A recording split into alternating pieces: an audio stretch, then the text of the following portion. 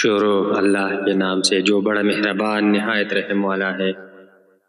آپ صلی اللہ علیہ وسلم نے فرمایا، جس شخص میں یہ 3 باتیں ہوگی وہ ایمان کا مزہ پا لے گا۔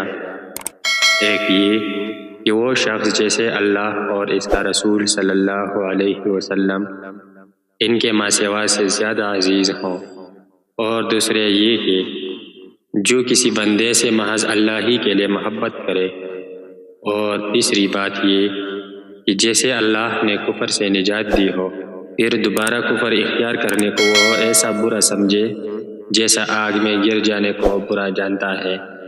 صحیح بخاری حدیث نمبر 21۔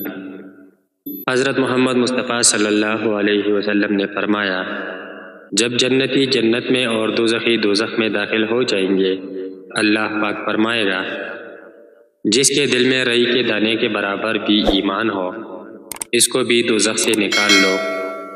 تب ایسے لوگ دوزخ سے نکال لے جائیں گے اور وہ جل کر کوئلے کی طرح سیاہ ہو چکے ہوں گے، پھر زندگی کے نہر میں یا بارش کے پانی میں ڈالے جائیں گے۔ اس وقت وہ دانے کی طرح اگائیں گے جس طرح ندی کے کنارے دانے اگاتے ہیں۔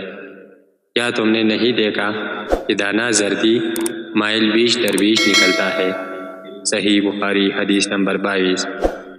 رسول اللہ صلی اللہ علیہ وسلم نے فرمایا کہ میں ایک وقت سو رہا تھا، میں نے خواب میں دیکھا کہ لوگ میرے سامنے پیش کیے جا رہے ہیں اور وہ کرتے پہنے ہوئے ہیں، کسی کا کرتا سینے تک ہے اور کسی کا کرتا اسے نیچا ہے۔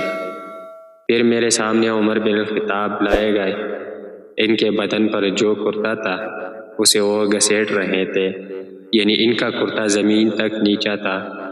صحابہ رضی اللہ عنہم اجمعین نے پوچھا، یا رسول اللہ صلی اللہ علیہ وسلم اس کی کیا تعبیر ہے؟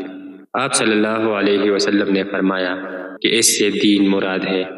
صحیح بخاری حدیث نمبر 23۔